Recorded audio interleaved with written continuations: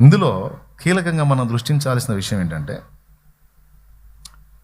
యేసు ప్రభు భూమి మీదకి వచ్చి ఆయన పరిచర్య చేసేటప్పుడు, బాగా వినండి, పరిచర్య చేసేటప్పుడు ఆయన చేసినటువంటి అద్భుతాల్లో ఎక్కువ కార్యాలు దయ్యాలను వెళ్ళగొట్టడం ఉంది.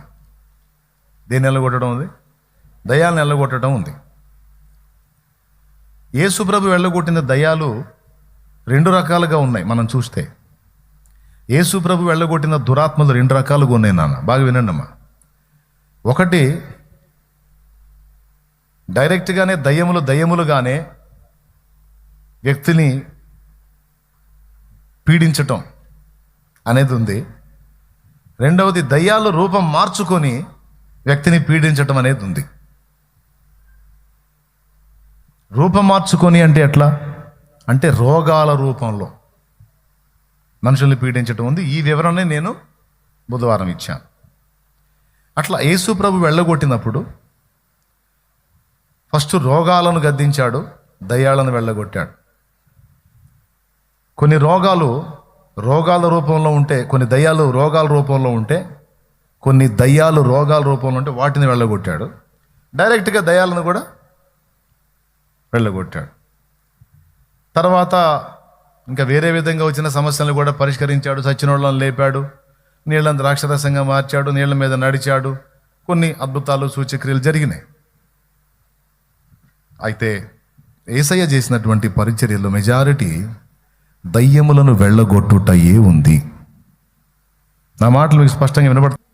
ఇంటిని దోచుకొనడానికి ఒకడు వస్తే మొట్టమొదట ఏం చేయాలంటే ఆ బలవంతుని బంధించాలి. ఒకడు మొదట బలవంతుని బంధింపని ఎడల ఎలాగో ఆ బలవంతుని ఇంటిలో చొచ్చి అతని సామాగ్రి దోచుకొనగలడు, అట్లు బంధించిన ఎడల వాని ఇల్లు దోచుకొనును అన్నాడు. అంటే యేసు ప్రభు ఎందుకు వచ్చాడు? నశించిన దాన్ని వెదకి రక్షించడానికి మనుష్య కుమారుడు వచ్చాను. మనకు తెలిసిన వచనమే, లూకా సువార్త 19, జక్కయ్య స్టోరీ దగ్గర అంటాడు 19:10. ఇక రెండవది, అపవాది క్రియలు లయపరచుటకు వచ్చాడు అని ఉంది. ఇది యోహాను పత్రికలో ఉంది. అపవాది క్రియలను లయపరచుటకు ఆయన వచ్చాడు. అయ్యా, దేవుని ప్రేమను లోకమునకు కనపరచుటకు ఆయన వచ్చాడు. గొర్రెలు పోవు ద్వారముగా ఉండి గొర్రెలను పరలోక రాజ్యము చేర్చడానికి మార్గముగా వచ్చాడు. తండ్రి యొక్క పరిశుద్ధతను, పవిత్రతను, నీతిమంత్వాన్ని, న్యాయమత్వాన్ని మొత్తాన్ని మనకు ఎరిగింపనొచ్చాడు. నీతి యావత్తు జరిగింపనొచ్చాడు. ధర్మశాస్త్రమును నెరవేర్చనొచ్చాడు. అనేకుల ప్రాణ విమోచన క్రయధనముగా తన ప్రాణమును పెట్టుటకు వచ్చాడు. ఇలా యేసయ్య ఎందుకు వచ్చాడు అనే ఒక టైటిల్తో బోలెడన్ని రాసుకోవచ్చు. యేసు అసలు లోకంలోకి ఎందుకు వచ్చాడు అనే మెయిన్ టైటిల్ పెట్టుకొని కింద ఆ కారణాలు రాసుకోవచ్చు. అందులో ఒకటి, బలవంతుని ఇల్లు దోచుకొనవచ్చానని ఆయనే చెప్తున్నాడు. బలవంతుని ఇల్లు అంటే అసలు ఈ బలవంతుడు ఎవరు? ఈ దోచుకోవటం ఏంటి? ఓకేనా?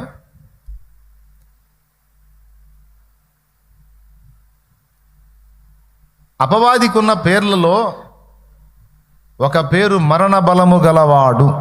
హెబ్రీ పత్రిక 2వ అధ్యాయము 14వ వచనం జస్ట్ రౌండ్ కొట్టేసుకో, అక్కడ అండర్లైన్ చేసేసాయి. తన పిల్లలు రక్తమాంసములలో పాలివారైనందున ఆ ప్రకారమే మరణము యొక్క బలము రక్తమాంసములు గలవారైనందున ఆ ప్రకారమే మరణము యొక్క బలము గలవానిని అండర్లైన్ చేయ, అక్కడ మరణము యొక్క బలము గలవానిని అనగా అపవాదిని మరణము ద్వారా నశింపజేయుటకును జీవితకాలమంతయు మరణ భయము చేత దాస్యమునకు లోబడిన వారిని విడిపించుటకును ఆయన కూడా రక్తమాంసములలో పాలివాడాయను. ఓకేనా? ఇక్కడ అపవాది మనకి ఎలా కనపడుతున్నాడు, వాడిని ఎలా ఎక్స్పోజ్ చేస్తున్నాడు దేవుడు అంటే మరణ బలము గలవాడు. మరణం ఎందుకు వచ్చింది? పాపము వలన వచ్చు జీతము మరణము. ఓకేనా? వీడికి బలము మరణ బలము. ఆ మరణం ఎందుకు వచ్చింది? పాపం వలన. పాపం ఎందుకు వచ్చింది? దురాశ వలన. మొత్తం లేఖనాలే.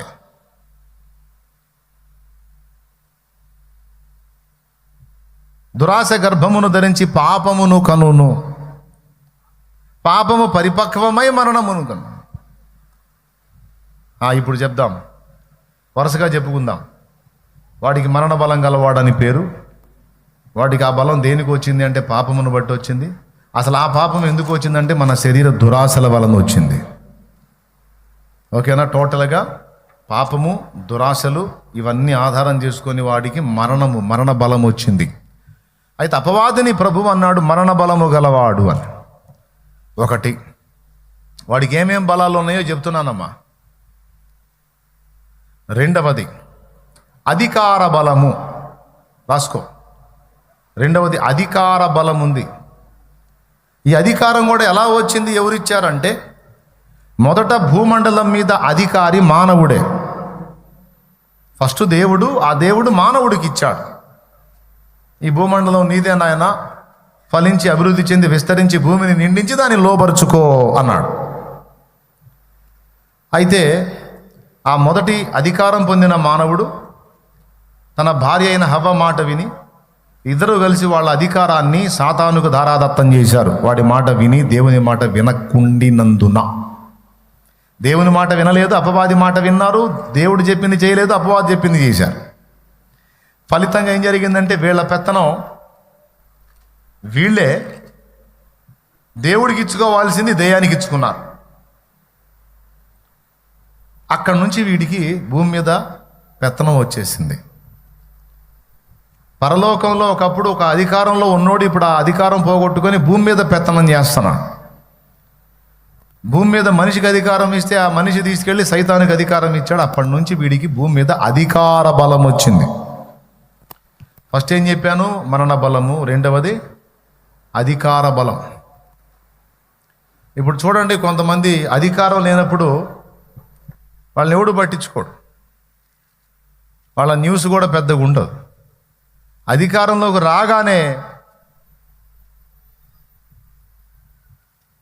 ఆ బలం ఎలా ఉంటుందంటే అసలు మనిషి పొజిషనే మారిపోయింది.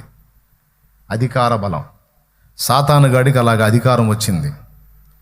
అందుకే యేసయ్య ముందుకు వాడు వచ్చి యేసయ్యను శోధించినప్పుడు రాళ్ళు రొట్టెలుగా చేసుకొని తిను, ఈ శిఖరం మీద నుంచి దూకు అని యేసయ్యను శోధించాడు. గుర్తుందా? 40 దినాలు ఫాస్టింగ్లో. అప్పుడు వాడు ఆఖరిగా అన్నది ఏంటంటే, యేసు ఒక్కసారి నా కాలు మొక్కు, ఈ లోక రాజ్యముల మహిమలు చూశావు కదా, నేను ఎవరికి ఇయ్యగోరుదునో వారికి ఇత్తును, ఆ అధికారము నాకు ఇయ్యబడి ఉన్నది. అంటే సొంతంగా వీడు సృష్టించే అధికారం అయినోడు కాదు, వీడు లాక్కున్నాడు అన్నమాట. మోసం చేసి పొందినోడు దరిద్రుడు. ఫస్ట్ దేవుడిది, తర్వాత మనుషులది, తర్వాత మనుషుల్ని మాయ చేసి వీడు అధికారం చేజెక్కించుకున్నాడు. ఇప్పుడు వాడు అధికార బలం పొందాడు భూమి మీద. 2, వీడికి ఏమి బలం ఉందన్నాను? మరణ బలం. రెండవది అధికారం ఉంది, అదొక బలం వాడికి. 2. మూడవది ఇంకొక బలం ఉంది వాడికి, జ్ఞాన బలం. మన జ్ఞానం వేరు, వాడి జ్ఞానం వేరు. తెలుసా మీకు ఆ సంగతి? భూమి మీద ఉన్న మనుషుల్లో దానియేలు జ్ఞానవంతుడు. ఎందుకు దానియేలు జ్ఞానవంతుడు? దేవుడు స్పెషల్గా దానియేలునిచ్చాడు. దానియేలు ఎందుకు జ్ఞానవంతుడు అంటే, దానియేలుకు దేవుడు ఏది అడిగినా మరుగు చేయకుండా బయలుపరుస్తాడు. దానియేలుకున్న స్పెషల్ ఏంటంటే, దానియేలుకు ఎవరికీ చూపనన్ని విషయాలు చూపించి అనేక రహస్యాలు బాహాటం చేసేటువంటి కీలకమైన విషయాలు, చాలా సంగతులు దానియేలుకు చెప్పాడు దేవుడు. దేవుడు దానియేలుకు అన్ని బయలుపరుస్తాడు, రహస్యాలన్నీ చెబుతాడు గనుక దానియేలు దాదాపు 4 కంటే ఎక్కువ మంది రాజుల పరిపాలనలో అప్పుడున్నటువంటి ఆ రాజ్యములలో ఉన్న జ్ఞానులందరి కాడికి పైనున్నవాడు దానియేలు. మేనే టేకెల్ ఫార్సిన్ అంటే అర్థమైందిరా అని అడిగితే ఒక్కడు చెప్పలా. దానియేలు వచ్చి చెప్పాడు, దేవుడు నీ ప్రభుత్వ విషయంలో లెక్క చూసి ముగించెను, నిన్ను త్రాసులో తోచగా తక్కువగా కనపడితివి, నీ రాజ్యము నీ యొద్ద నుండి విభాగింపబడి మాదీయులకు పారసీకులకు దేవుడు అప్పచెప్పదలిచాడు, రేపు నువ్వు చేస్తావు అని చెప్పాడు. దేవభాషలో 3 పదాలు ఎంత అర్థం ఉందో చూడండి. కొంతమంది దేవుని భాషలు మాట్లాడుతుంటే ఏందిరా భాష లబ లబ లబ లబ అనుకుంటా అని తిడతా ఉంటారు. ఒరే నీ లబ లబ లబ అందులో ఏముందో నీకు తెలియచావు, ఇదిరా విషయం. దేవ భాషకు ఉన్న అర్థం చాలా పెద్దది. మినే 2 అక్షరాలు కలిగిన పదం. అంటే అర్థం ఏంటి? దేవుడు నీ ప్రభుత్వ విషయంలో లెక్క చూసి ముగించాడు, అంత అర్థం ఉందంట మినే అంటే. టేకేల్ అంటే నిన్ను దేవుడు త్రాసులో తూచగా తక్కువగా కనబడితివి. ఉఫార్సిన్ అనగా దేవుడు నీ రాజ్యమును నీ యొద్ద నుండి తీసి లోకులకి ఇస్తున్నాడు, ఇతరులకి ఇస్తున్నాడు, నువ్వు హతమైపోతావు.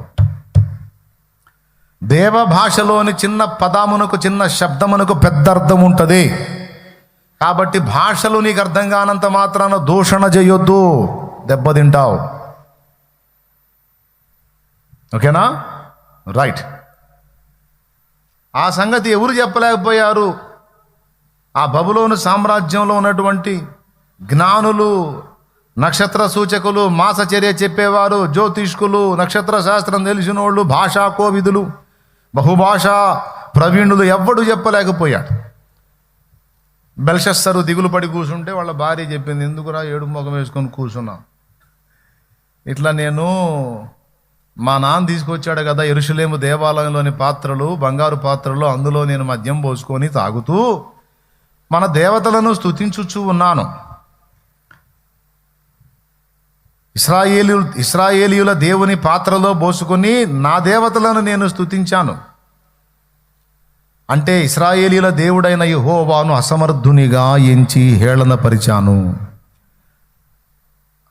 అలా నేను పలుకుతుండగా నా ఎదుట ఉన్న గోడ మీద మానవ హస్తం వంటి హస్తము కనబడి వ్రేలితో వ్రాసిన వ్రాత క్లియర్గా కనపడింది. నాకే కాదు, అందరికీ కనపడింది. ఇప్పుడు నువ్వైనా వచ్చి చూడొచ్చు. అది ఏందో, ఆ భాష ఏందో, ఆ రాత ఏందో నాకు అర్థం కాల. అరే అదేందో చదవండి రా, దాన్ని ఏం చెబుతున్నాడో చూడండి రా అంటేనేమో అప్పనంగా నా దగ్గర కూర్చొని మేస్తున్నారు, కానీ ఒకడు దాని అర్థం చెప్పరా. ఏం చేయాలమ్మా, నాకేం అర్థం కావట్లేదంటే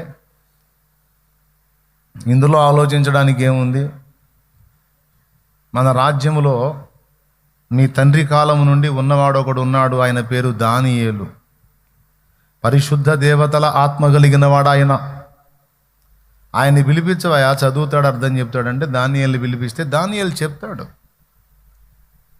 రాజా నన్ను పిలిపించిదిరేమి అంటే, నాయనా వచ్చావా, సంతోషం. మరి ఏందో నేను ఇట్లా చేస్తూ ఉంటే ఇలా కనపడింది అయ్యా, అదేందో రాత ఏందో అర్థం కావట్లేదు, అర్థమైందో అర్థం కావట్లేదు, అది చెబితే నీకు బాగా బహుమానాలు ఇస్తానంటే, నీ దానాలు, నీ అధికారాలు, నీ బహుమానాలు లేనివాడికి నాకు దేవుడేం తక్కువ చేయలేదు. అందుకోసం కాదు కానీ మర్మములు బయలుపరిచిన నా దేవుడు నాకు కృప చూపినందున నేను చెప్తాను అని ఆ లెటర్ చదువుతాడు. మేనే టేకేల్ పార్సిన్ అని ఇందాక నేను చెప్పిన వివరణ చెప్పి వెళ్ళిపోతాడు. అది విషయం. ఫోటో కనపడుతుందా మీకు? అట్లాగే ఏ భాష అయినా సరే దానియేలుకు తెలుసు, దాని అర్థం కూడా తెలుసు. అయితే యెహెజ్కేలు గ్రంథం 28లో సాతానును గూర్చిన ప్రవచనాన్ని దేవుడు పలికించినప్పుడు, తూరు రాజును గూర్చి అంగలార్పు వచనమెత్తి నీవిలాగు ప్రవచించుము అని మొదలు పెడతాడు. ప్రభువుకు యెహోవా సెలవిచ్చినదేమనగా, గర్విష్ఠుడవై నేను ఒక దేవతనైనట్టు సముద్రము మధ్యను నేను ఆశీర్వడనై ఉన్నాను అని నీవు అనుకొనుచున్నావు. నీవు దేవుడవు కాక మానవుడవై ఉండియు. నువ్వు వచనం చదివితే బాగుండేదే. 2వ వచనం.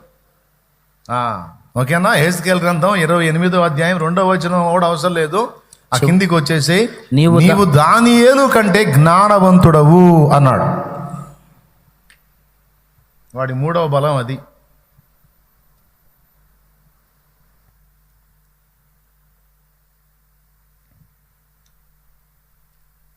వాడు దానియేలు కంటే జ్ఞానవంతుడు అంటే దానియేలుకు మరుగైనది ఏదీ లేదు, నీకు కూడా మరుగైనది ఏదీ లేదు. ఆ మాట అక్కడే అంటాడు. నీవు దానియేలు కంటే జ్ఞానవంతుడవు, నీకు మరుగైనది ఏది, నీకు మర్మమైనది ఏదీ లేదు. అది మర్మం అనగా రహస్యము. ఇప్పుడు చెప్పండి, రహస్యములు తెలిసిన వాడు మొదట దేవుడైతే రహస్యములో తెలిసిన రెండవ వాడే సాతాను. వాడు జ్ఞానవంతుడు. ఇది బాగా మీరు తీసుకోవాలి. అసలు వాడి బలం ఏందో ఇంతవరకు తెలియదుగా మీకు. ఇదిగో ఇది 1 మరణ బలము, 2 అధికార బలము, 3 జ్ఞాన బలము. ఓకేనా? 4వది వాడి బలము, వాడు ఏర్పరచుకున్న సైన్యము. మీకు తెలుసా సైన్యము కూడా బలము లెక్కలోకే వచ్చింది? ఎప్పుడన్నా విన్నారా ఈ మాట? సైన్యము కూడా బలము లెక్కలోకి వచ్చిందని. సైన్యం ఫోర్స్ అంటారు. మిలిటరీ ఫోర్స్ అండి, మిలిటరీ పవర్ అండి.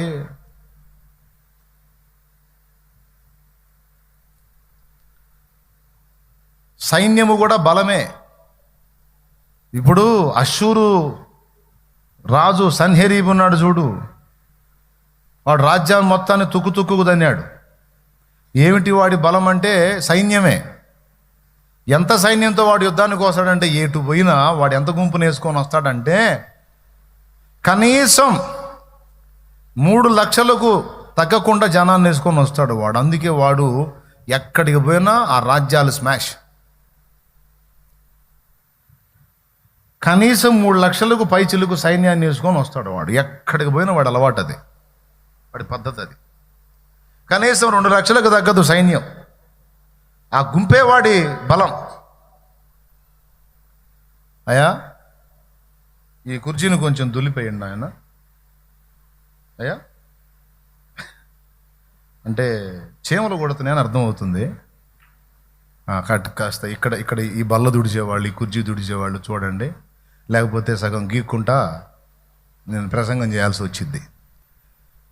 అంటే ఎండాకాలం కదా, చల్లదనానికి నీడ ఎక్కడుంటే అక్కడికి చీమలు వస్తుంటాయి. అదే కుర్చీలో చేరినేని అర్థమైంది. ఓకే, ఏంది అటు చూస్తున్నారు? ఏదో నవ్వుకుంటారని చెప్పాలే. ఎక్కడో చాగాం.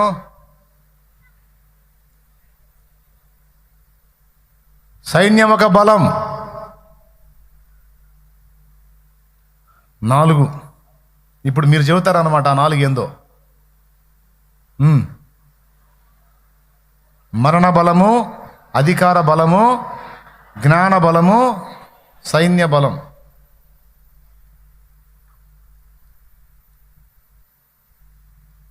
ఇవన్నీ ఉన్నాయి వాడికి.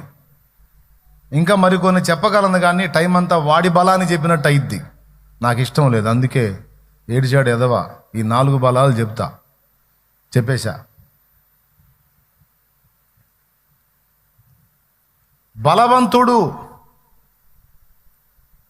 బలవంతుడు అని యేసయ్య వాడిని అభివర్ణించడం వెనక ఆంతర్యం ఇదే.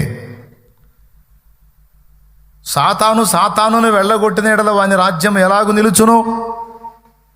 నేను సైతాన్ని వెళ్ళగొడుతున్నానంటే నేను దేవుని సంబంధినిరా పిచ్చోళ్ళారా. నా బిడ్డల్ని వాడు దోచుకుంటే, నా బిడ్డల ఇల్లు వాడు దోచుకుంటే వాడిని తన్ని వాడి ఇల్లు దోచుకొని నా బిడ్డలకు ధారాదత్తం చేయడానికి నేను వచ్చాను.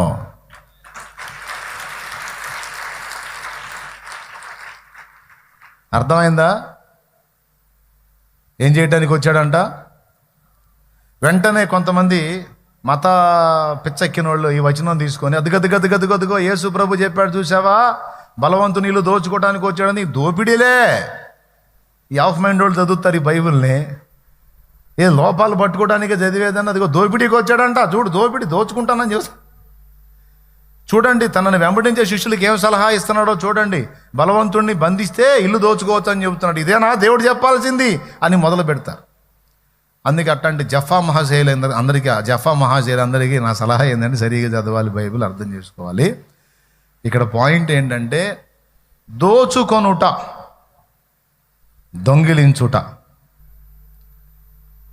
దొంగిలించుట అంటేనేమో మనిషి కన్ను గప్పి మనిషి ఎరుక లేకుండా వస్తువులను కొనిపోవుట. దాన్ని ఏమంటారంటే దొంగతనము లేదా దొంగిలించటము. మనిషిని మోసగించి మభ్యపరిచి మత్తులోకి నెట్టి వస్తువులు ఎత్తుకెళ్ళిపోవటం. అయితే దోచుకొనుట అలా కాదు. పూర్వదినములలో రాజ్యాల మీదకి రాజ్యాలు యుద్ధాలకు వెళ్ళినప్పుడు ఎవరి బలం ఎక్కువ ఉంటే వాళ్ళు బలహీనుల మీద పడి ఆ బలహీనుల రాజ్యములను దోచుకొని వాళ్ళ సొమ్ము కొల్ల సొమ్ముగా పంచుకొని ఆ వ్యక్తులను బానిసలుగా కొనిపోయేవాళ్ళు.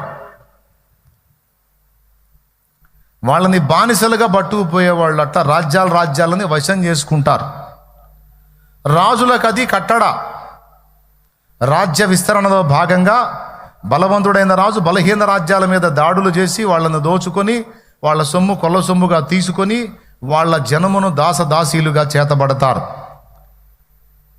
అప్పటి కాలములో రాజు చేయాల్సిన పని అది. అప్పటి కాలములో వాళ్ళకది సహజం. అర్థమైందా? ఇప్పుడు కూడా చూడండి, ఇప్పుడు కూడా చూడండి, అమెరికా అగ్రరాజ్యం మన ఒక దేశ ప్రధానిని అరెస్ట్ చేశారు, గుర్తుందా? మరొక దేశ మాజీ ప్రధాని ఉరిదీశారు, గుర్తుందా? గుర్తులేదు. మీకు అయ్యేం తెలుస్తాయి కదా? మీకు ఎందుకు తెలుస్తాయి? సెల్ ఫోన్లో ఏడాడు చేస్తా అందులో పబ్లిక్ ఏం జరిగింది అనేది. ఒక రాజ్యము మరొక రాజ్యమును దోచుకొనుట. బలం కలిగిన రాజ్యం బలహీనమైన రాజ్యాన్ని దోచుకొని దానిలో కలుపుకుంటుంది. అది అర్థమైందా? ఇక్కడ యేసు ప్రభు మాట్లాడింది రాజ్యాల ప్రస్తావన. తనకు తానే వేరుపడిన రాజ్యము నిలవదు అన్నాడంటే ఇక్కడ ఇద్దరు రాజుల గురించి మాట్లాడుతున్నాడు, రాజ్యాలను గురించి మాట్లాడుతున్నాడు. అంటే పాత స్థితిలోకి వెళ్ళిపోయి అక్కడ ప్రస్తావన తీసుకొచ్చాడు అన్నమాట. సొదొమ గొమొర్రాల మీద 4 రాజులు పడి 5 రాజుల్ని దన్ని మొత్తాన్ని దోచుకొని లోతును కూడా దోచుకొని పోతే అబ్రహాం సీన్లోకి వచ్చి ఈ 4 దన్ని వాళ్ళ మొత్తాన్ని దోచుకొని మళ్ళీ తీసుకొచ్చి పెట్టాడు. తెలుసుగా మనకు ఆ స్టోరీ. అట్లా ఒకడు ఇంకొకడి మీద పడి ఫైట్ చేసి తీసుకోవటం, దోచుకొనుట. అర్థమైందా? అయితే ఇప్పుడు సాతానుగాడు మోసగించి తీసుకున్నాడు. మనుషుని బలహీనత మీద దెబ్బ కొట్టాడు. వాడి జ్ఞానాన్ని తెలివిని ఉపయోగించి దారి మళ్లించి మనిషిని పాపంలోకి నెట్టి దేవుడి నుండి దూరపరిచి వీడి చేతి కింద బానిసలాగా పెట్టుకున్నాడు మిస్టర్ లూసిగాడు. ఎవడాడు పెట్టుకున్నాడు. ఇప్పుడేం చేశాడు? కాలము సంపూర్ణమైనప్పుడు హీరో సీన్లోకి వచ్చాడు మన ప్రభు అయిన యేసు క్రీస్తు. హల్లెలూయా. హీరో సీన్లోకి రావటమే యుద్ధం దేని మీద ప్రకటించాడో తెలుసా? ఫస్ట్ సైతాను సైన్యం మీద. ఇప్పుడు చెప్పాను 4 విధములైన బలము గలవాడు వాడని. ఆ 4 విధాల బలం ఏందో ఇప్పుడు మీరు చెబుతారు వరుసగా, చకచకా చెప్పేస్తారు మీరు, చాలా స్పీడు. 1 అధికారం, 2 జ్ఞానం, 3 సూపర్. సైన్య బలం అంటే వాడి నెట్వర్క్ ఎంత ఉందో తెలుసా? భూమి మీద మనం ఎంతమంది ఉన్నామో మొత్తాన్ని వాడు గ్రిప్లో పెట్టుకొని ఉండగలడు. మనందరి కదలికలు డే అండ్ నైట్, రాత్రింబగళ్ళు మనల్ని గమనించి మన సమస్తాన్ని కూడా స్వీకరించి సైతానుకు సమాచారం ఇచ్చేటువంటి ఒక భారీ నెట్వర్క్ అనేది ఉంది.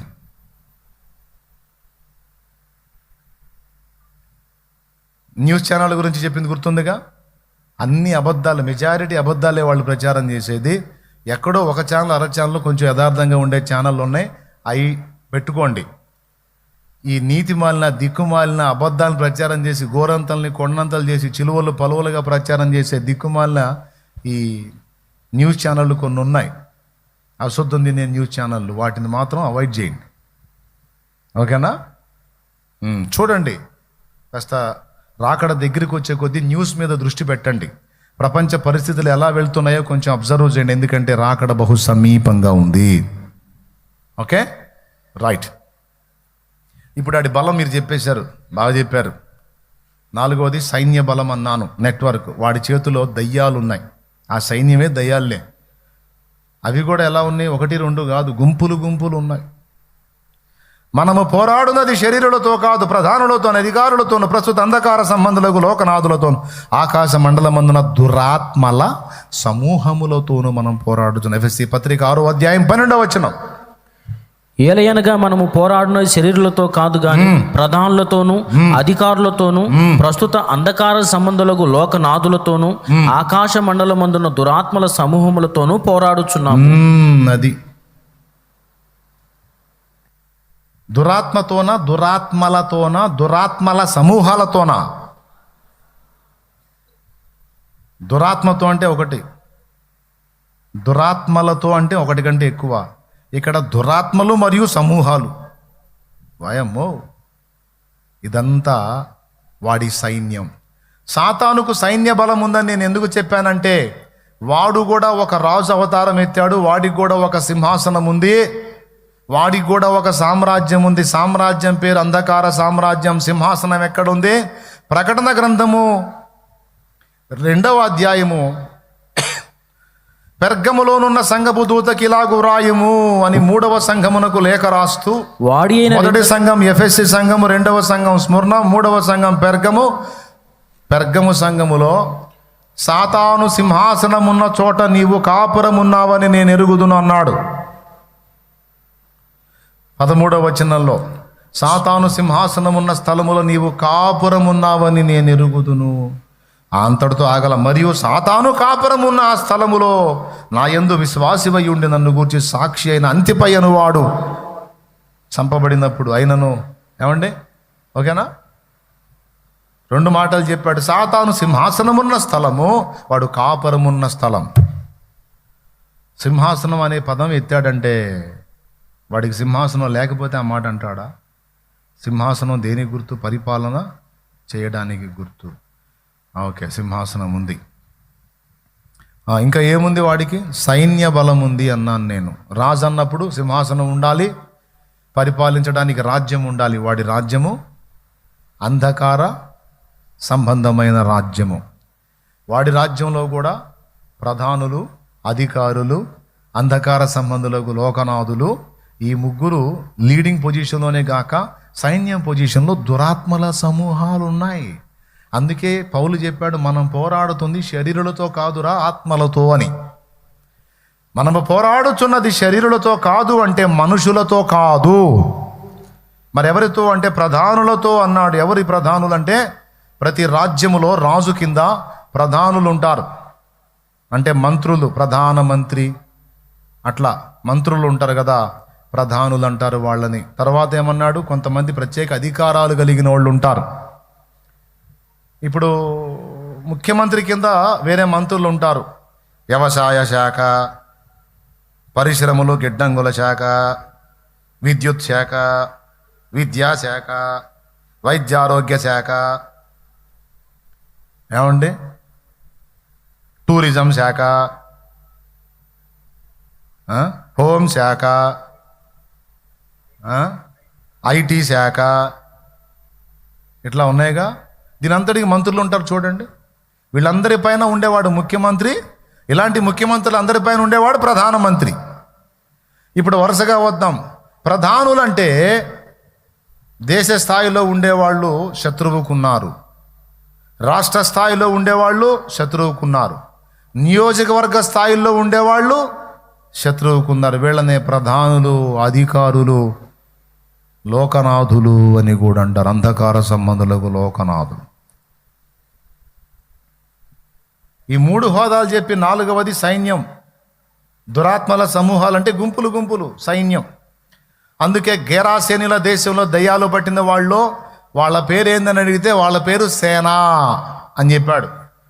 సేన అంటే రోమా గవర్నమెంట్లో సైన్యానికి సేన అని పేరు. సేన అంటే తక్కువలో తక్కువ వేసుకుంటే కనీసం 2000 గుంపుని సేన అంటారు. అందులో 4000 ఉంటారు, 2000 ఉంటారు, 6000 ఉంటారు, అంతకంటే ఎక్కువ కూడా ఉంటారు. ఆ సమూహం మొత్తాన్ని కలిపి సేన అన్నారు. కాబట్టి ఇక్కడ ఏమన్నాడు, ఆకాశ మండలం అందున సేనలతో అంటే వేల సంఖ్యలో ఉన్న గుంపులతో మనం పోరాడుతున్నాం అన్నాడు. మైండ్ బ్లోయింగ్ విషయం అది. అంటే మనల్ని ఎన్ని అబ్జర్వ్ చేస్తున్నాయో మీరు చూడవచ్చు. ఇప్పుడు గమనించాలి, వాడికి ఒక సింహాసనం ఉంది, వాడికి ఒక ప్రభుత్వం ఉంది, వాడికి ఒక సామ్రాజ్యం ఉంది, అది అంధకార సామ్రాజ్యం. వాడి చేతి కింద కూడా ప్రధానులు ఉన్నారు, అధికారులు ఉన్నారు, సైన్యాధిపతులు ఉన్నారు, సైన్యాలు ఉన్నాయి.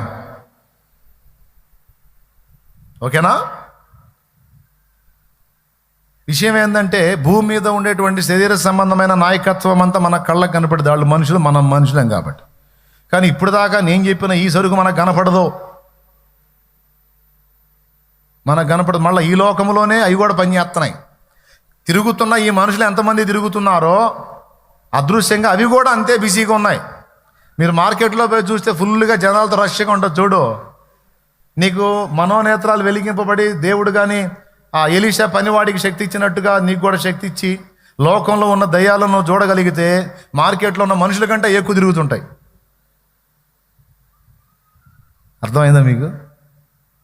నిద్ర వచ్చిన వాళ్ళు స్తోత్రం చెప్పండి. లేదు, చురుగ్గా ఉన్నారు. టోటల్గా వాడి బలము, వాడి నెట్వర్కు, వాడి సింహాసనం, వాడి విధానం అంతా కూడా ఇప్పుడు మీకు స్పష్టపరిచా. యేసు ప్రభు ఈ ప్రస్తావన ఎందుకు తెచ్చాడు? రాజుని దోచుకోవటం యుద్ధనీతి, రాజనీతి. అది తప్పు కాదు. అబ్బాయ్ బాగుంది. ఇప్పుడు ఏం చేశాడు? భూమి మీద మనుషులను ఏలుతున్నటువంటి దుష్టరాజుని అనటానికి నా యేసు రాజా రాజ రాజ రాజ రాజ రాజ రాజ రాజ రాజ నరాల వీక్నెస్ వస్తుందిరా. దాన్ని కంట్రోల్ చేసేవాళ్ళు ఎవరో నాయన, వాళ్ళని వెంటనే కొంచెం అమల్లో తీసుకురండి నాయన, నాకు ఛార్జింగ్ దిగిపోతుంది. నేను రాజా అనగానే దన్మని మోగాలు పెద్దవాడు, నువ్వేమో అంటావు, వాళ్ళేమో అని అంటారు. ఈ సీన్లు చూడలేక సత్తన్నా నేను. అయ్యా కొంచెం హుషారుగా అక్కడి నుంచే రావాలి కదా అటు ధ్యానంగా చూడవాకండి రా, నాకు జాలీగా ఉంది. రాజ రాజ రాజ రాజ రాజ అదే రాజ రాజ రాజ రాజ రాజ రాజా యేసు రాజా రాజా యేసు రాజా రాజా రాజా యేసు రాజా రాజా రాజా యేసు రాజా. నీ రథ అశ్వముగా నీ త్యాగబంధము నన్ను బంధించెనా. నీ రథ అశ్వముగా నీ త్యాగబంధము నన్ను బంధించెనా. నీ ఆత్మ సారథిచే నన్ను నడిపించుమా. నీ ఆత్మ సారథిచే నన్ను నడిపించుమా. నా యేసు రాజా.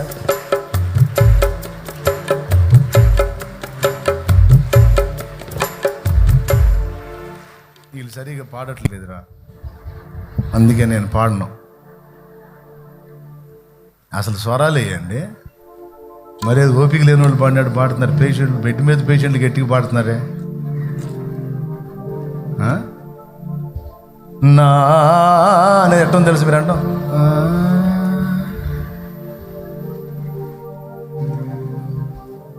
ఎంత బాగా పాడవచ్చు. పాడతారా మరి? పాడండి మీరు. ఆగండి. నా యేసు అదే ఆరాధ్య. ఆహా సూపర్.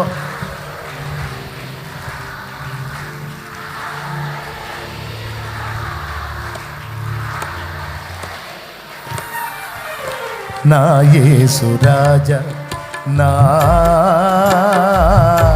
ఆరాధ్య దైవమా, ఆరాధ్య దైవమా, నా స్తోత్ర గీతమా, నా స్తోత్ర గీతమా, ఆరాధ్య దైవమా, నా యేసు రాజా రాజా రాజా రాజా రాజా రాజా యేసు రాజా రాజా రాజా యేసు రాజా.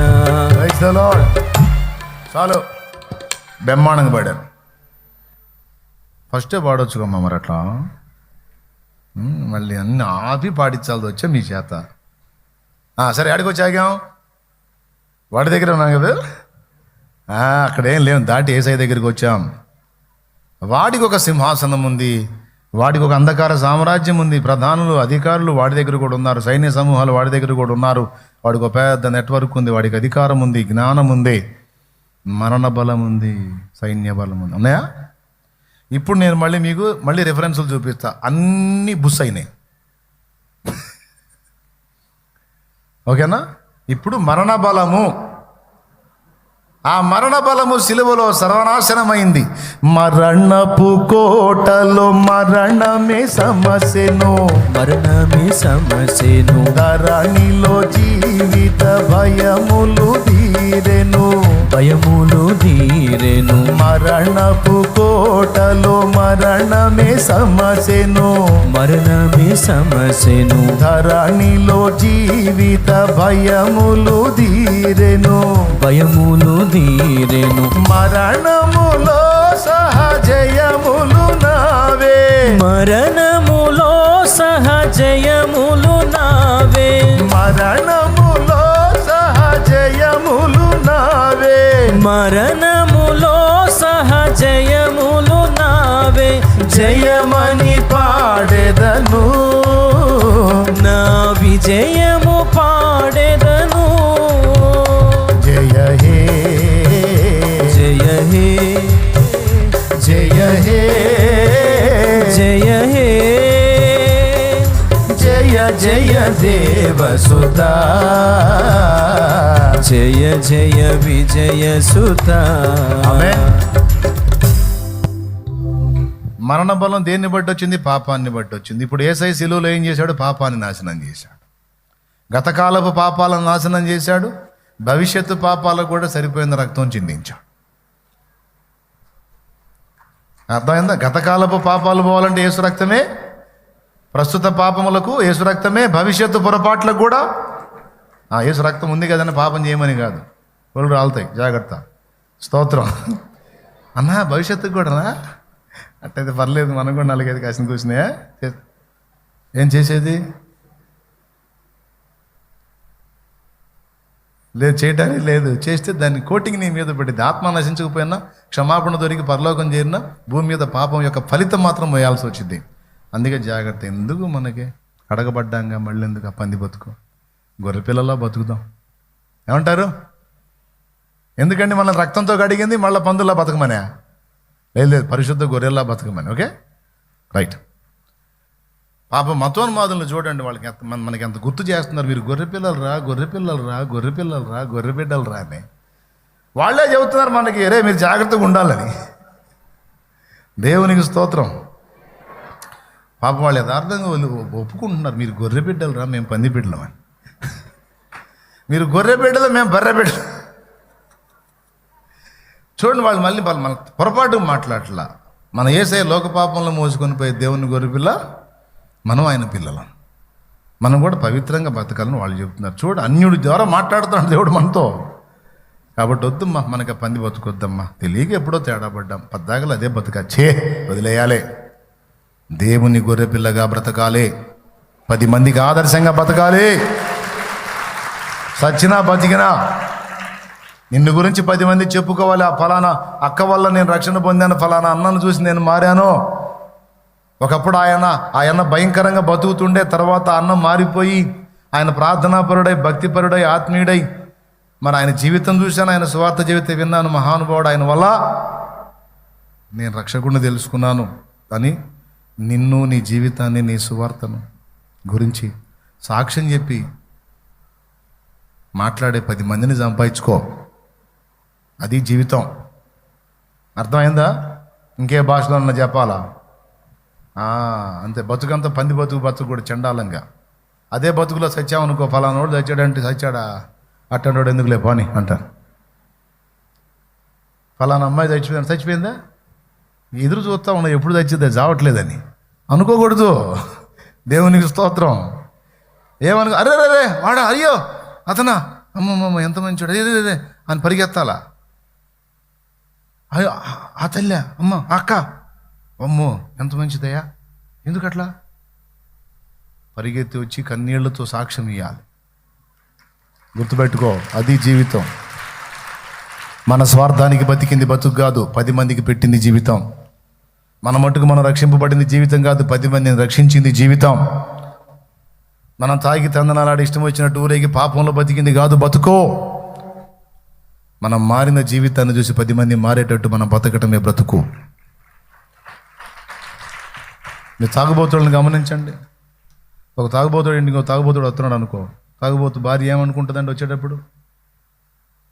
ఇంట్లో ఆల్రెడీ ఒక తాగుబోతుడు ఉన్నాడు, ఇంకొకటి వాడిని తీసుకొని పోవడానికి వస్తున్నాడు. వచ్చేవాడిని చూసి ఏమంటుంది ఏమో, అన్నయ్య వస్తున్నాడుగా, అన్నయ్య రా అన్నయ్య అని చెప్పని అంటదా?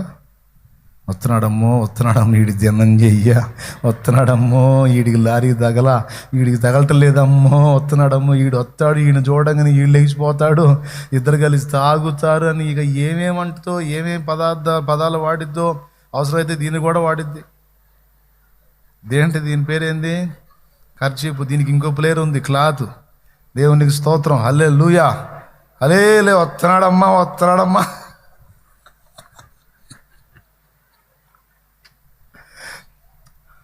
ఏమేమి వాడిద్దో కూడా.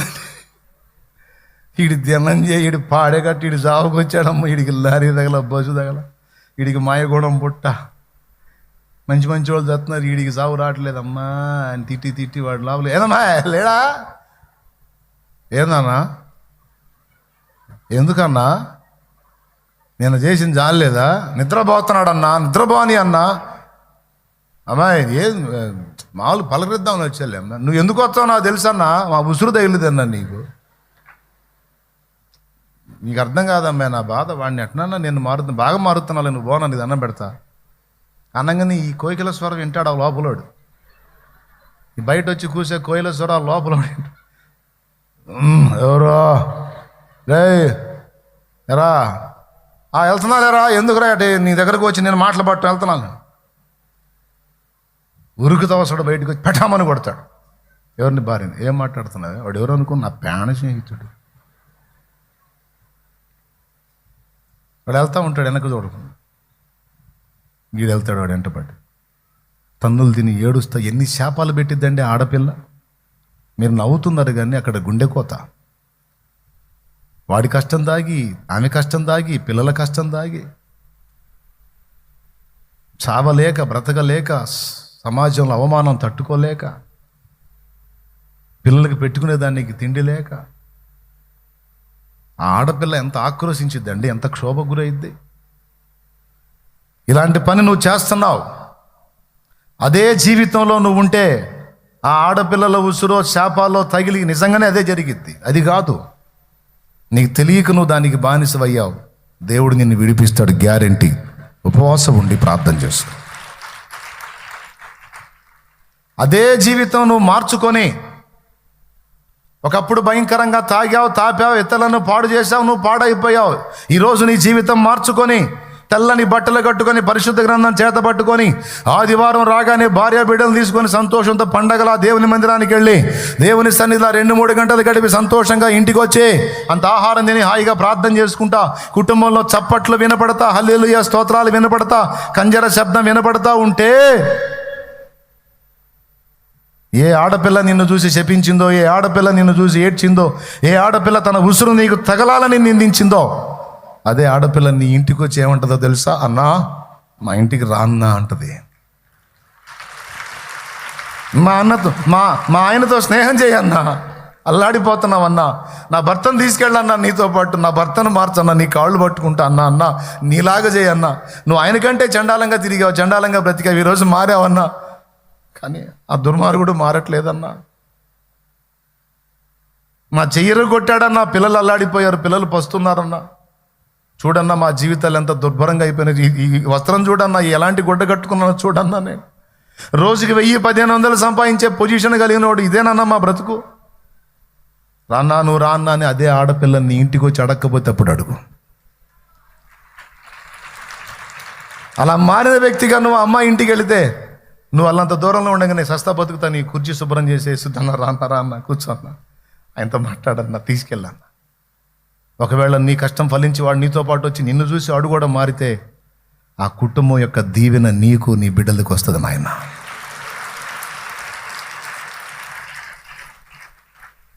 కాబట్టి వద్దామా, మనం గతంలో చేసాం తెలియక, పంది బతుకు బతికాం, ఇంకొద్దు, ఆ దరిద్రం వద్దు.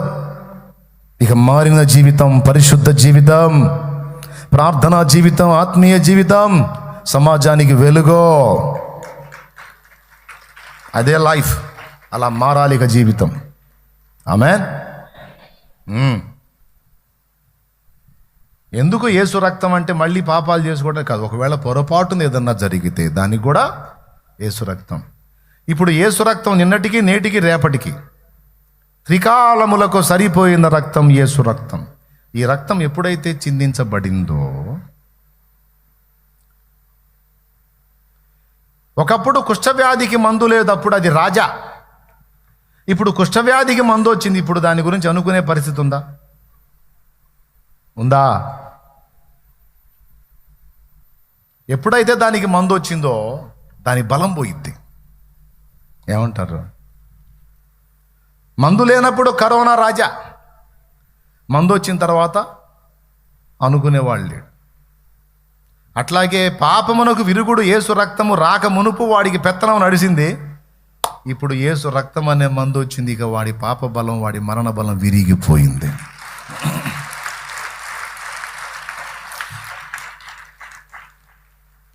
ఓకేనా? సిలువలో పాపికి విడుదల కలిగెను, విడుదల కలిగెను, కలువదిలో నవ జీవన మొదవెను, జీవన మొదవెను. సిలువలో పాపికి విడుదల కలిగెను, విడుదల కలిగెను, కలువదిలో నవ జీవన మొదవెను, జీవన మొదవెను. సిలువ పతాకము జయమును గూర్చెను, సిలువ పతాకము జయమును గూర్చెను, సిలువ పతాకము జయమును గూర్చెను, సిలువ పతాకము జయమును గూర్చెను. జయమని పాడెదను, నా విజయము పాడెదను. జయ హే, జయ హే, జయ హే, జయ హే, జయ జయ దేవసుతా, జయ జయ విజయ సుతా. Praise the Lord. బలవంతుడైన వాడిని బంధించి పడేశాడండి, శక్తిహీనుడిని చేశాడు. అది పాయింట్. బలవంతుడైన వాని ఇల్లు దోచుకోవాలంటే మొదట వాడిని బంధించని ఎడల దోచుకోవాలి కాదు, దోచుకోవాలంటే ముందు వాడిని బంధించాలి. అందుకేరా నేను వచ్చి ముందు దురాత్మలను బంధిస్తున్నాను, అందుకే వచ్చి ముందు అసలు వాడిని బంధిస్తున్నాను, వాడి శక్తులను నిర్వీర్యం చేస్తున్నాను. ఎందుకంటే వాడి ఇంట్లో సామాగ్రి ఉంది, అది దోచుకోవాలి నేను. ఏమిటి ఆ సామాగ్రి అంటే నశించిపోతున్న ఆత్మలు, అనగా మనం. సాతాను ఇంట దాచిన సామాగ్రి ఏమిటి అంటే, సామాగ్రి అంటే వస్తువులండి, వాడుకునే వస్తువులు సామాగ్రి అంటే. అవునా? మనందరం ఎవరో తెలుసా? దేవుడు తాను ఇహమందును పరమందును వాడుకోవటానికి రూపించినటువంటి సామాగ్రి మనం. అర్థమైందా? రూపించు దైవం, పరిశుద్ధ పరచు యెహోవా ఎలోహిం, ఆరాధన నీకే. పరిశుద్ధ పరచు యెహోవా మెకాదెస్, ఆరాధన నీకే. రూపించు దైవం యెహోవా సేను, ఆరాధన నీకే. పరిశుద్ధ పరచు యెహోవా మెకాదెస్, ఆరాధన నీకే. రూపించు దైవం యెహోవా హోసేను ఆరాధన నీకే ఆరాధన ఆరాధన. దేవునికి మహిమ. అబ్బా తండ్రి మనల్ని రూపించుకున్నాడు సామాగ్రిలాగా, ఇహమందును పరమందును మనల్ని వినియోగించుకోవడానికి. వాడు దోచుకున్నాడు మనల్ని మాయ చేసి, సరుకంతా ఇంట్లో పెట్టేసుకున్నాడు. ఇప్పుడు భూమండలమే సైతానుగాడి ఇల్లు అనుకోండి. ఇందులో ఉన్నటువంటి సామాన్ అంటే మనందరం సామాగ్రి. ఇప్పుడు ఏం చేశాడు? ఆ సామాగ్రిని దోచుకోవాలి, బయటికి తేవాలి, మళ్ళీ ఆయన చేతుల్లోకి తీసుకోవాలి. ఇప్పుడు అదే జరిగింది తమ్ముడు. తెలుసా నీకు? అన్నా నేను ఇప్పుడు కొంతమంది జీవితాల్ని ప్రభువులోకి నడిపించాను అన్నోళ్ళు చేతులు ఎత్తండి. అన్న ఇంతకుముందు నేను ఒకప్పుడు నేనే రక్షణ పొందలేదు, ఇప్పుడు రక్షణ పొంది కొంతమందిని దేవుళ్ళలోకి నడిపించాను అన్నోళ్ళు చేతులు ఎత్తండి. సగం సగంగా సరిగా చేతులు ఎత్తండి. రైట్, అందరు చేతులు ఎత్తారు కదా, సంతోషం.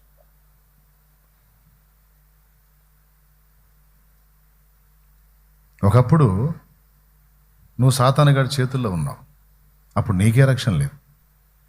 నువ్వు ఎప్పుడైతే యేసయ్య ద్వారా, ఆయన రక్తం ద్వారా వాడి చేతుల్లోంచి బయటకు వచ్చావో, ఇప్పుడు నువ్వు యేసయ్య చేతి పాత్రవయ్యావు.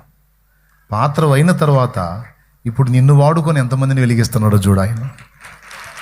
మరి ఇప్పుడు నిన్ను వాడుకుంటున్నాడంటే నువ్వేమై ఉన్నావు? పాత్ర. పాత్ర అంటే ఇంటి సామాగ్రిలో ఒకటి. అందుకన్నాను సామాగ్రి అంటే మనమే అని. ఓకేనా? మళ్ళీ పాట గుర్తొస్తుంది, పాడేదా? ఎన్నని పాడదాం? ఎందుకో నన్నింతగా ప్రేమించితివి యేసయ్యా, నీకెందుకు పనికి రాని పాత్రను నేనయ్యా, నన్ను విసిరేయగా సారెపై ఉంచితివి, కనికర స్వరూపుడా ఆలోచన కర్తవు, నీ కొరకే చేసుకుంటివి నిన్ను ప్రకటించే పాత్రగా,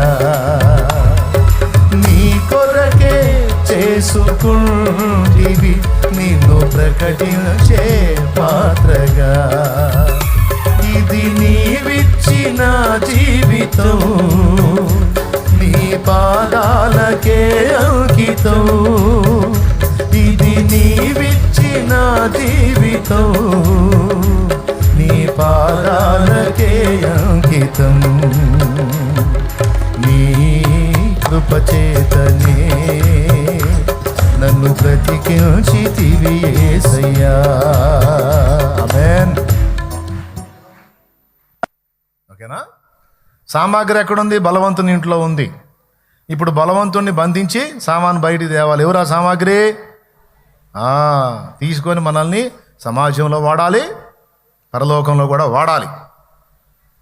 బోల్డ్ అంత వాడకం ఉంది మన విషయంలో యేసయ్యకు. అందుకని ఇప్పుడు సామాగ్రిని దోచుకోవడానికి వచ్చాడు. అనగా మనల్ని ఎవరి చేతుల్లోంచి? ఎలా? వాడేమో మోసగించి దోచుకున్నాడు. నిజంగా నేను చెప్పేది వాక్యం. వాడేమో మోసగించి దోచుకున్నాడు, యేసయ్య తన్ని దోచుకుంటాడు అన్నమాట. అది ఎట్లా?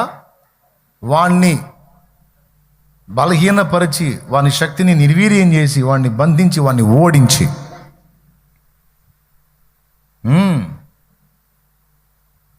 వాణ్ణి ఓడించి, తను జయించి స్వాధీనపరుచుకుంటున్నాడు. ఇప్పుడు వరుసగా చెప్పుకుందాం. వాడి 4 కూడా నిర్వీర్యం చేశాడు నా యేసయ్య. మొట్టమొదటిది మరణ బలం అయిపోయింది, విరిగిపోయింది. మరణమా నీ ముళ్ళు ఎక్కడా?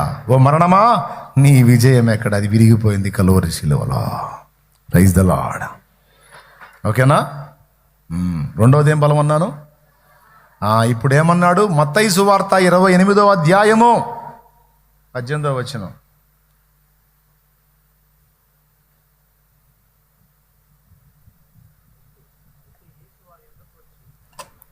అయితే యేసు వారి యొద్దకు వచ్చి, పరలోకమందును భూమి మీద నాకు సర్వాధికారం ఇయ్యబడి ఉన్నది. మళ్ళీ పాట. ఇప్పుడు వాడి అధికారం ఏమైంది? అంతకుముందు అధికారి ఎవరు? వాడన్నాడు కాలు మొక్కు అధికారం ఇస్తా అన్నాడు. జస్ట్ ఈ ట్విస్ట్ గమనించండి. యేసయ్య ఏం చేశాడు తెలుసా? అధికారం పొందేది ఖాయం, కానీ కాలు మొక్కి కాదు. నా కాలుతో నీ తల చితగొట్టి తీసుకుంటా. స్తోత్రం. కాలు మొక్కి కాదురా, నిన్ను తొక్కి. మళ్ళీ పాట. ఏం పాట? సర్వాధికారి అది బలశౌర్యము గల నా యేసయ్యా, శతకోటి సైన్యములైన నీకు సాటియగుదురా. బలశౌర్యము గల హల్లెలూయా. ఏం బలమయ్యా! ఆవంతును పట్టుకొని కొడతంటే ఒక్కడిని కూడా తిరిగి కొట్టలేదు. అసలు హీరో అంటే ఎలా ఉండాలి? పచ్చడి కింద అన్నాలి. ఆయన్ని పచ్చడి చేస్తుంటే ఒక్క మాట పలకుండా ఉన్నోడిని పట్టుకొని బలశౌర్యము గల, పరాక్రమము గల, బుద్ధి ఉండదు. ఏం చేశాడు ఆయన? యుద్ధాలు ఏమైనా చేశాడంటే, ఓరే నిద్రమోహండా, తొందరపడి దెబ్బ కొట్టడం గొప్పతనం కాదురా. దెబ్బ తగిలినా తిరిగి కొట్టగలిగే బలవంతుడై ఉండి కూడా ఆ దెబ్బను తట్టుకొని ఓర్చుకొని నిలబడ్డాడు. అదిరా మగోడితనం.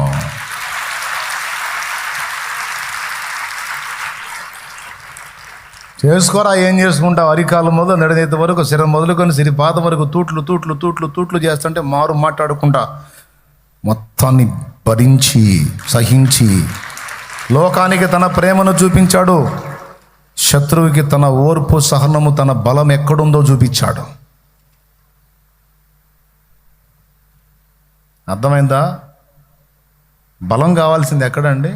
దెబ్బకి దెబ్బ కొట్టడానికి బలం కావాలనుకుంటాం. నేను చెప్పనా, కొన్నిసార్లు దెబ్బను సహించడానికి బలం కావాలి. పనోడి బలం అక్కడ ఉంటుంది. నిన్నెవరన్నా తోలనాడారు, వెంటనే తిట్టడం కాదు, కొంచెం సహించు. ఒక రోజు వస్తుంది, అప్పుడు వాళ్ళ ముందు దేవుడు నిన్ను నిలబెడతాడు. అప్పుడు వాళ్ళు నిన్ను అన్నందుకు సిగ్గుపడతారు. అది జరిగిద్ది. మాటకు మాట, దెబ్బకు దెబ్బ కాదు. అవసరమైతే ఒక మాట పడో, ఒక నిందమోయ్, ఓర్చుకో, ఏం ప్రాబ్లం లేదు. No no no no problem. ఒకరోజు వస్తుంది, నువ్వు సహించిన దానికి ప్రతిగా నిన్ను తృణీకరించి నిందించిన వాళ్ళందరూ వెధవలైపోయి నీ ముందు నిలబడతారు. ఆ రోజున నీ బలం ఏంటో, నీ సహనం ఏంటో, నీ ఓర్పు ఏంటో, అసలు అది ఎందులో ఉందో వాళ్ళకి అర్థమైతే. ఆయన బలహీనుడైంది, పాపుల కొరకు ప్రాణం పెట్టడానికి వచ్చాడు కనుక భరించాడు. 3వ రోజు మరణపు గుండెను చీల్చి బయటకు వచ్చాడు. యేసయ్య బలం అక్కడుందిరా. నువ్వు మావోడు గొప్ప, మావోడు గొప్ప, మావోడు గొప్ప, మావోడు తోపు, మావోడు తురు, మావోడు అట్లా వేసాడు, మావోడు బాణం వేసాడు, మావోడు పుల్ల వేసాడు, మావోడు ఈటేసాడు, అదేసాడు, ఇదేసాడు అని చెప్పిన వాళ్ళంతా బొందల్లో బొబ్బున్నారు, కాలి బూడిదైపోయారు. కానీ యేసయ్య అట్ట కాదు. తిప్పితే బాగుండదులే. దేవునికి స్తోత్రం. 3వ నాడు మరణపు గుండె చీల్చుకొని బయటకు వచ్చి అపవాదిని సర్వనాశనం చేశాడు. ఓకేనా? లేచినాడురా, సమాధిని గెలిచినాడురా. లేచినాడురా, సమాధిని గెలిచినాడురా. మన ఇంట్లో ఏ ఫోటో కన్నా బొట్టు పెట్టామంటే అర్థమైంది. ఏ మనిషి ఫోటో, ఎవరి ఫోటో కన్నా బొట్టు, మనిషి ఫోటో బొట్టు పెట్టామంటే అర్థమైంది. ఉన్నారనా? పెద్దగా చెప్పండి. యేసయ్య ఫోటోకి బొట్టు ఉంటుందా? ఎందుకు ఉంటుందో తెలుసా? సజీవుడు. మరి మన ఇంట్లో బొట్లు పెట్టిందా బాపుతో?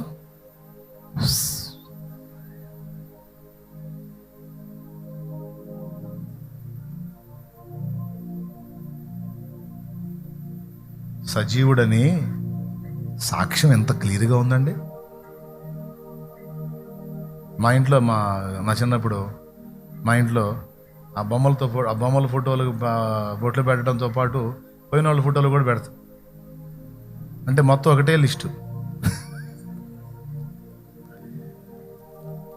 ఏసై ఫోటోకి బొట్టలేదు. ఎందుకు? సజీవుడు, ఇదిగో ఆయన ఇక్కడ లేడు, ఆయన లేచి ఉన్నాడు.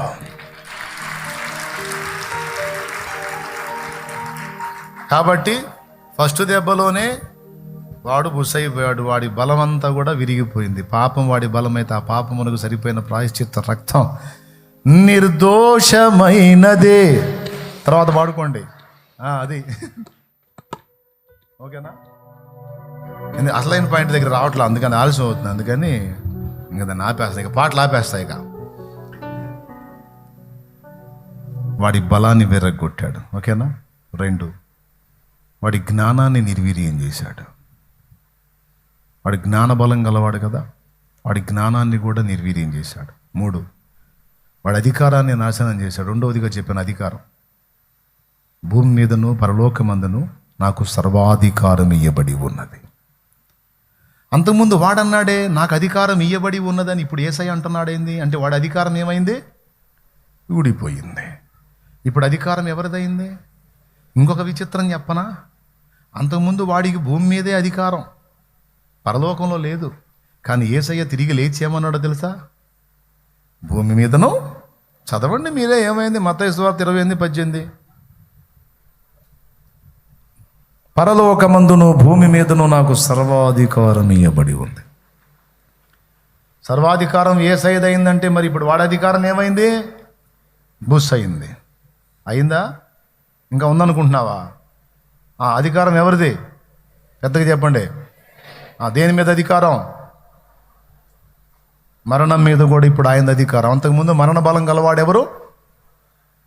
ఇప్పుడు మరణం మీద అధికారం ఎవరికి ఉంది తెలుసా? ఎక్కడుంది?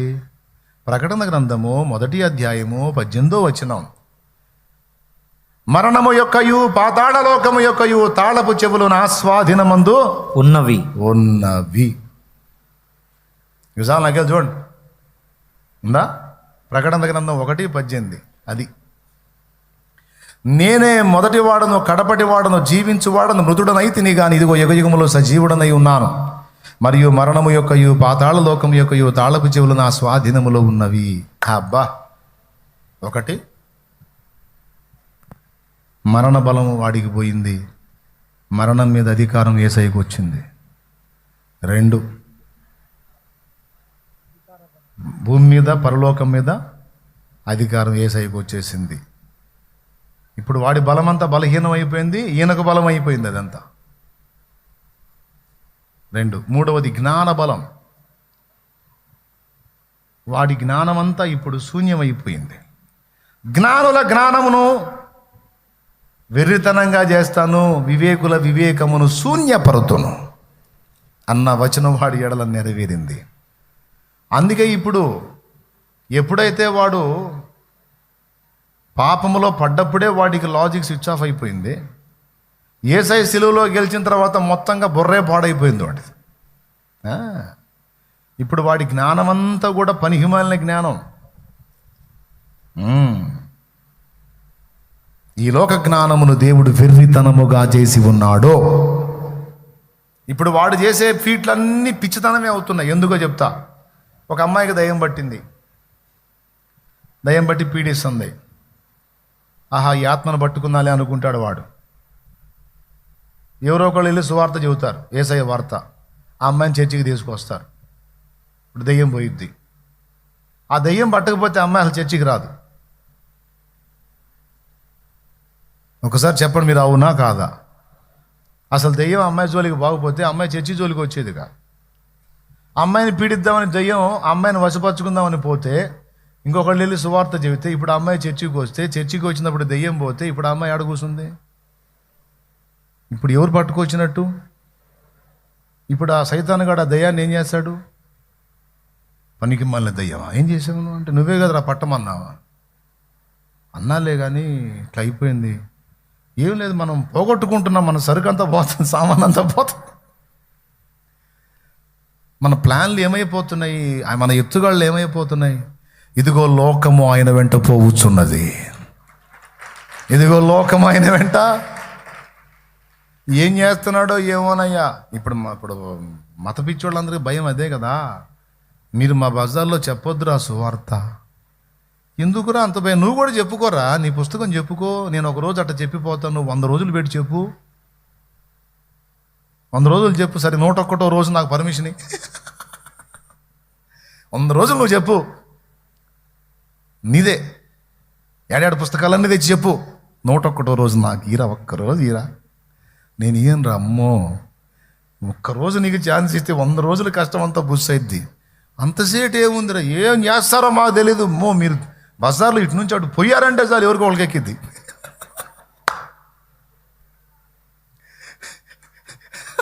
మీరు ఏం చేయాల్సిన అవసరం లేదురా, మీరు ఏం లేదు. ఏదో మీరు యేసుప్రభు అనుకుంటే ఈ దగ్గర నుంచి ఆ దరికి పోతే చాలు. ఇంతమందిలో ఎవరికి వాళ్ళకి ఎక్కుతుందిరా. ఒకడికి ఎక్కితే వాడు ఒకడాగట్లా ఆ బజార్ మొత్తాన్ని ఆయన చేస్తున్నాడు. ఇక అదే దీక్ష పోనుతున్నాడు, అదే పని అనుకుంటున్నాడు, అదే కంకణం కట్టుకుంటున్నాడు. వాము, మీరు మామూలు వాళ్ళు కాదురా, రాకండ్రా బాబా మా బజార్కి రాకండి. ఎందుకు దండాలు పెడుతున్నారు గవినిలోనే? అది మన దెబ్బ అంటే. దేవునికి స్తోత్రం కలుగును గాక. యేసు ప్రభు ఎఫెక్ట్. ఈరోజు ఎవడికి కంటి మీద కొనుగు లేకుండా బజార్లో కాపలాలు కాచుకుంటా బతుకుతున్నారు. ఎందుకు నాయన? నువ్వు నమ్మిన దాన్ని కూడా ప్రకటించవచ్చు కదంటే దానికి అంత సీన్ లేదు. ఉంటే మాకు ఈ టెన్షన్ అంతా ఎందుకు? ఈ గవర్నీల దగ్గర కాపలాలు కాదు. యెహోవా మందసాన్ని తీసుకెళ్ళి దాగోను గుడిలో పెట్టారు ఫిలిస్తీయులు. ఫిలిస్తీయుల దేవుడు దాగోను. ఏం గోను? తీసుకెళ్తే యెహోవా మందసం తీసుకెళ్ళి పెట్టారు. ఎందుకంటే ఇశ్రాయేలీలు ఆ యుద్ధంలో ఓడిపోతారు. వాళ్ళ దేవుడు బలవంతుడైతే వాళ్ళు ఎందుకు ఓడిపోతారు? వాళ్ళ దేవుడు బలహీనుడు అనుకున్నారు. మందసం తీసుకెళ్ళి పెట్టారు. ఒరే, నన్ను నమ్మిన మనుషులు బలహీనులు కానీ నేను బలహీనుడిని కాదని ఇప్పుడు దేవుడు చూపించాలి వాళ్ళకి. ఆ సన్నివేశం చదివితే ఉంటుంది సిస్టర్స్ బ్రదర్స్. ఓ అబ్బో, ఏం నవ్వొచ్చిందో నాకైతే అసలు. ఫస్ట్ రోజు దాగోను విగ్రహం పెద్దది, అంత ఎత్తు ఉంటుంది. యెహోవా మందసం పెట్టేంత ఉంటుంది చిన్న పెట్టె. మరుసటి వాళ్ళు ఏం చేశారంటే ఆ దాగోను బొమ్మ ఎదురుగా తీసుకొచ్చి పెడతారు ఆ మందసాన్ని. అంటే వాళ్ళ అర్థం ఏంటో తెలుసా? మా దేవుడవైన దాగోను, ఇశ్రాయేలీల దేవుడు నీ ముందు ఓడిపోయాడు. వాళ్ళు మామూలు ఎచ్చులు కాదు. ఎందుకు ఆయనతో వాళ్ళకి? ఆయన మామూలుడు కాదు, అసలు విశ్వానికే సృష్టికర్త ఆయన. అందులో ఎందుకు పెట్టారంటే ఇశ్రాయేలీయులనేమో వాళ్ళు గెలిచినట్టు, వాళ్ళ దాగోను యెహోవాను గెలిచినట్టు. వాళ్ళనేమో మా కాళ్ళ దగ్గరికి తెచ్చుకున్నాం, వాళ్ళ దేవుడినేమో ఇదిగో నీ కాళ్ళ దగ్గరికి తెచ్చాం. ఇంత బిల్డప్ ఉందన్నమాట ఆ మందసం ఆడ పెట్టడం వెనక. పెట్టి తలుపులు వేసుకొని పోయారు. మరుసటి రోజు వచ్చేసరికి మందసం అక్కడే ఉంది, ఈ దాగోను బొమ్మ దాని ముందు సాష్టాంగపడి ఉంది.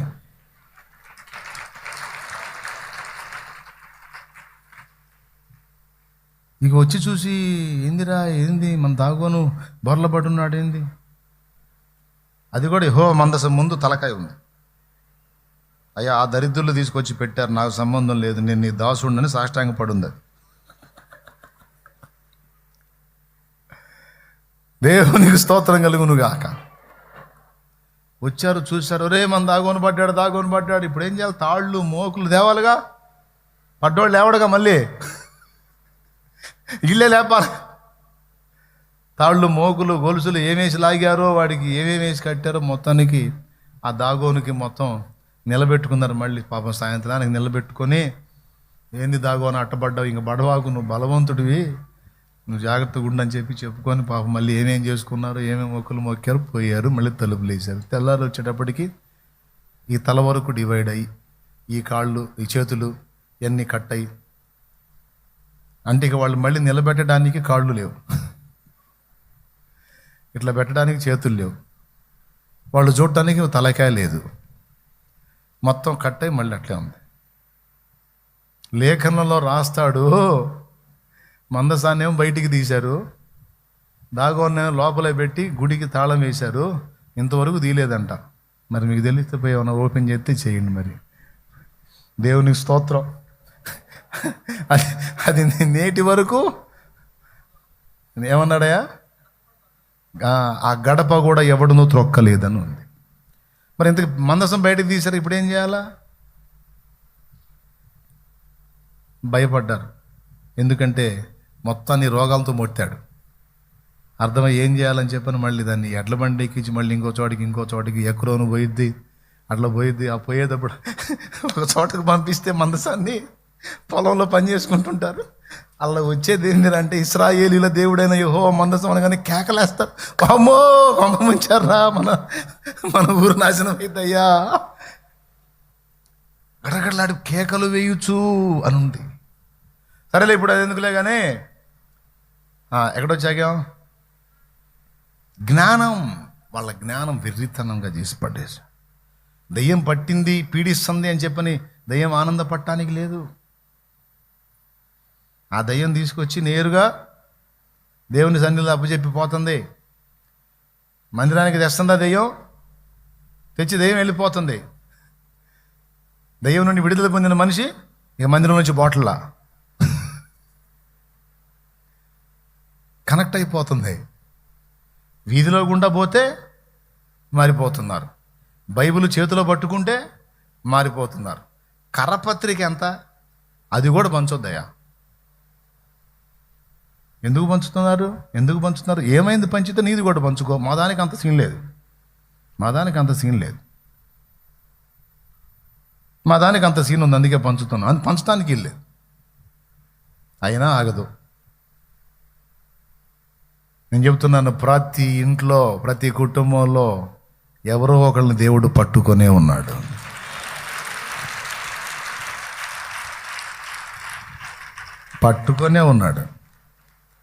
ఓకేనా? సరే, ఇంకా ముగిస్తున్నానండి. ఇక ఆయన గురించి చెబితే మనకి ఇంకా మామూలుగా ఉండదులే. ఎవరి గురించి? యేసయ్య గురించి. వాడి జ్ఞానాన్ని మొత్తాన్ని ఇప్పుడు ఏం చేస్తున్నాడు? వాడు రోగం పెట్టినా ప్లస్ అవుతుంది, వాడు దయ్యాన్ని పంపించినా ప్లస్ అవుతుంది, వాడు అప్పులు బాగా నెత్తినేసినా ప్లస్ అవుతుంది. వాడేమో వీడిని నాశనం చేద్దామని చేస్తాడు, అవన్నీ వాడు రక్షణ కారణం అవుతుంది. దీనిలో మనం ఏం చేసినా అటే ప్లస్ అవుతుంది. మనం ఏం చేసి నాశనం చేద్దామని మొత్తం పోయి ఆడ కనెక్ట్ అవుతున్నారు ఏందిరా. సరే అలాగని చెప్పని ఏమన్నా వీడు సైతాన్గాడు ఎక్కడెక్కడ తెచ్చి ఇచ్చినా సరే ఆ పొందినోడు కూడా అట్టే కనెక్ట్ అవుతున్నాడు. వాడి జ్ఞానమును పిచ్చితనంగా మార్చి పడేశాడు నా దేవుడు. ఇప్పుడు చెప్పండి, వరుసగా వాడికి మరణ బలం ఉందా?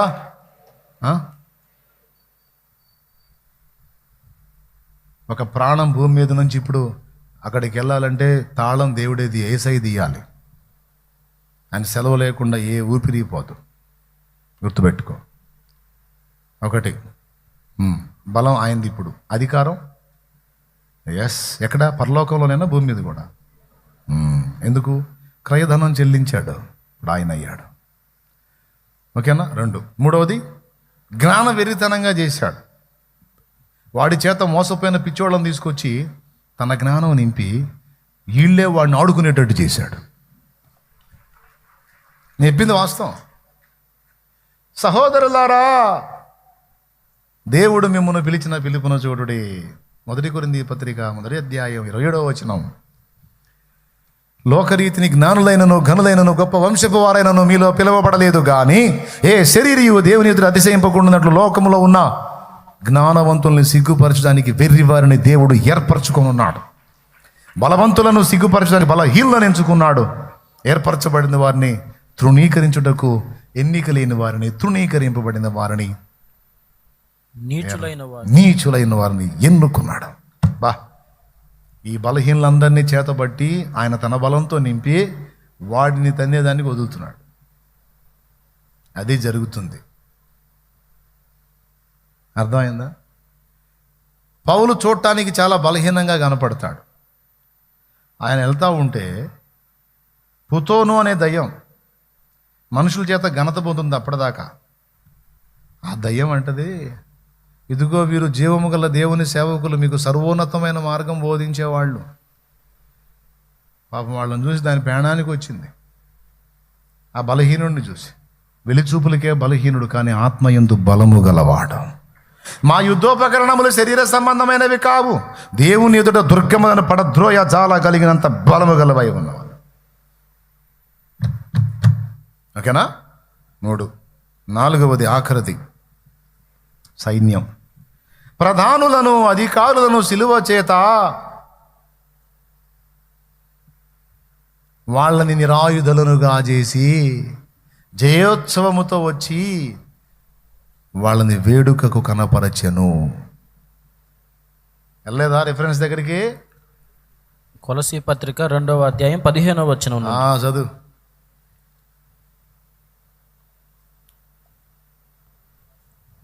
మరియు అపరాధముల వలనను శరీరమందు సున్నతి పొందక ఎండుట వలన మీరు మృతులై ఉండగా దేవుడు వ్రాతరూపకమైన ఆజ్ఞ వలన మన మీద రుణముగాను మనకు విరోధముగా ఉండిన పత్రమును మేకులతో సిలువకు కొట్టి దాని మీద చేవ్రాతను తుడిచివేసి మనకు అడ్డము లేకుండా దాన్ని ఎత్తివేసి మన అపరాధములన్నిటిని క్షమించి ఆయనతో కూడా మిమ్మల్ని జీవింపజేసెను.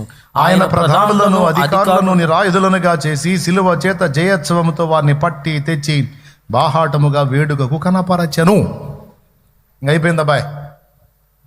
మీకు ఇంతవరకే ఓపిక నాకు తెలుసు. నేను కూడా ముగిస్తున్నా. సంతోషంగా స్తోత్రం చెప్పండి. అది 4వది ఏంటి? ఆ ప్రధానులను అధికారులను నిరాయుధులను చేసి అన్నాడు. నిరాయుధులు అంటే ఇక్కడ ఉంది మెలిక, జాగ్రత్తగా వినండి. ఈ ఒక్క ముక్క, ఈ టర్నింగ్ ఒక్కటి విని ఇక ముగించుకుందాం. ఓకేనా? ఇది వినకపోతే ఇంత కష్టం వృధా అయిపోయింది. వినండి. ఇప్పుడు వాడికి బలం ఉందా? వాడి జ్ఞాన బలం కానీ, మరణ బలం కానీ, అధికార బలం కానీ ఉన్నాయా? ఇప్పుడు సైన్య బలం కూడా వీగిపోయింది. ఇప్పుడు ఆ సైన్యం కూడా బలహీనం అయిపోయింది. ఆ సైన్యం కూడా ఓటమి పాలైంది. ఎవరు ఓడగొట్టారు? యేసయ్య. ఎక్కడ ఓడగొట్టాడు? సిలువ చేత ఓడగొట్టాడు. సిలువలో సైతానే కాదు, దయ్యాలు కూడా ఓడిపోయినాయి. ప్రధానులు, అధికారులు, దురాత్మల సమూహాలు కూడా ఓడిపోయినాయి. ఓడిపోయినాయా? ఏం చేశాడు? ఓడగొట్టి వాటికి ఆయుధాలు లేకుండా చేశాడు. సాతానుగాడికి ఆయుధం లేదు, దయ్యాలకి ఆయుధాలు లేవు. నిరాయుధుడు అంటే అర్థమైందండి. ఆయుధమును ధరించిన వాడు నిరాయుధుడు. ఆయుధమును ధరించిన వాడు ఆయుధధారుడు. నిరాయుధుడు అంటే ఆయుధం లేనివాడు. వీళ్ళని ఏం చేశాడని ఉంది? నిరాయుధులు అన్న దగ్గర రౌండ్ కొట్టు. పడిపోవాలి అట్లా, రౌండ్ పడిపోవాలి అక్కడ. అదే పెద్ద పాయింట్ అన్నమాట. నిరాయుధుడు అన్నది పెద్ద పాయింట్. వాళ్ళు నిరాయుధులు, వాళ్ళ దగ్గర ఆయుధాలు లేవు.